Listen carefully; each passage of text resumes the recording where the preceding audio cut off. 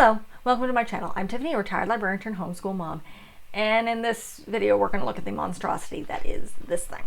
So this is A Wrinkle in Time, the monstrosity that is what Disney does to a very halfway decent book. Please ignore the cat. She's cat. Kendra. My calico. Okay, let's deal with this. If you want to check out, I did the book on Monday. If you're watching this in order. I like the book. That's the only reason I'm doing this, is because I like the book. Kendra, stop messing with my computer.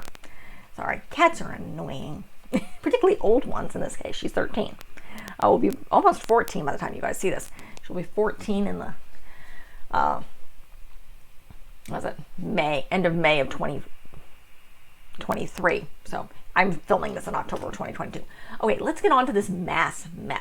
Okay, now, in the books, Meg is red-haired, glasses, and braces. And yes, they turn her black. No, I don't think there's a point.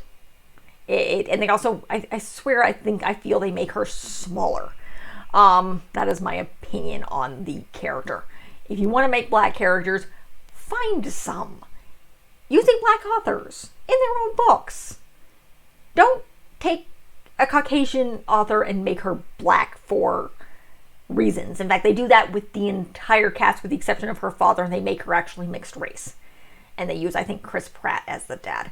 Not that the actors aren't halfway decent, but they get the characters off. Meg is, I don't know, she doesn't seem to fit with the character quite as much. And again, it's weird. The Charles Wallace character, again, these are kind of screw-ups. He's not adopted in the bloody books. There's no reason for him to be adopted. He's also 5 in the books. They make him older in this. And they make her shorter. She seems closer to his age. She's showing off in high school, and they make her more of a joke in school when she's more of an outcast. She just has nothing to do with it. She's not good at school because she doesn't like it. She's really, really smart, which I don't think they show enough of in this, that she's actually very, very intelligent. She does things in her own way, as her mother puts it. Her own way, her own time. She doesn't do great with authority. She would probably, as homeschoolers, she would have done great being homeschooled. She's that kind of awkward. And she just doesn't fit the mold, which is her problem in school. She does not fit the mold. Neither is her brother Charles Wallace, who is highly intelligent, doesn't speak until he's 4. He's about 5 in the books. They make him older. And he's far more quirky and kind of wise-like in the books. In the film, he's very childlike, and there's something just off. And again, they make him adopted, which makes no sense. And her mother does not show, the other thing, they show the mom is really, really emotional. They don't, the only time you see that is when they show her, when they talk with, if you're familiar with the book, with, saying a clairvoyant, somebody who can tell the future. And they're, and she sees her mother writing to her father and crying. You don't see any of that. She's very, very calm in the books and very serene in a sense. She's very good at being in control in the books. So the mother is very, very emotional. She's played very, very emotional in this book, and it makes no sense because, again, it doesn't fit with the character at all. And then Calvin. Oh, dear God, did they do Calvin? 1, the character in this book is extremely bland. 2, he's short. That's the other bad thing. He's short. In the books, he's a junior who plays basketball. He's a year older than Meg. I believe he has red hair. He's very tall. He doesn't have issues with his father. That's what they like. It's like I have to have conversations with my father who's berating me. No. He doesn't fit with his family, who are a bunch of his mother. You don't really even see anything. His father's mentioned once, in the sense that his mother doesn't have any, he bought his mother's false teeth because she doesn't have any teeth in her mouth. He's one of 11 kids. It's more, he loves his family and they don't know he exists. kind of thing. His brothers have a tendency to have tried to beat up on Charles Wallace before. And he's the really, really smart kid in a family of delinquents. That's the best way to describe it in the books. And you do not see this in the film. They make one of the what's-its or whoever's playing Oprah just some sort of giant thing throughout parts of the film. And just, no. And they're far too kind of quirky and weird. And it's great visuals. I mean, Disney knows how to do it with great visuals. And it doesn't entirely miss the point. Love. You can, I mean, she gets Charles back through love, but they make it far more dramatic. I suppose they have to do that for film. But again, her father's kind of suspended. His hair's gotten longer. It's been a while since I read the physical book. That's what they show in the film, in the graphic novel that I actually ended up reading. I show that off in the other video. Check that out. Because I do love the book. But this is a mass disaster. It really is. They're great visuals, but they mess with the characters too much. They make her mother more emotional. They give a little bit more backstory that's not there in the books. And I think they may be taking it from some other books, but they really mess up Calvin's character. I mean, that irritates me. I mean, it's commented that he's tall. And that's why he's on the basketball team. It's because he's tall. He's short. He's barely taller than Meg. And I swear they make it shorter. And I just don't like the way they characterize the characters. It's not just the color of the skin here. They do the characters really bad in this film. They make Oprah larger than life, which again has more to do with Oprah's larger than life head. And I mean that figuratively. The woman's probably one of the most arrogant women on the planet. And a pretty horrible human being. I don't like Oprah. She gave us Dr. Phil, Dr. Oz, and the other weird clairvoyant guy who was a complete nutcase. Not that they all are. I don't like Oprah. Reese Witherspoon's okay. She's very quirky. And so is Mandy. I can't remember the last name of the actress. Am I saying this? Is she in here? Mindy Kaling. I'm probably mispronouncing that. I don't see a lot of her films. They're decent. Oprah's Oprah. She's just Oprah. It's horrible. I hate the fact she's in this film. But they don't get it right because it's Disney and they kind of screw things up and they kiss over things. The twins are missing. They make Charles Wallace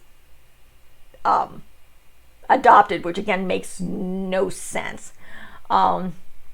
Most people are talking in the town there. They also make it more urban. They live out in the country, essentially. The who's or what's-its are, and it's around Halloween, I believe. So it's not summer or spring. It's definitely Halloweeny, including stealing sheets. But they're out in the woods.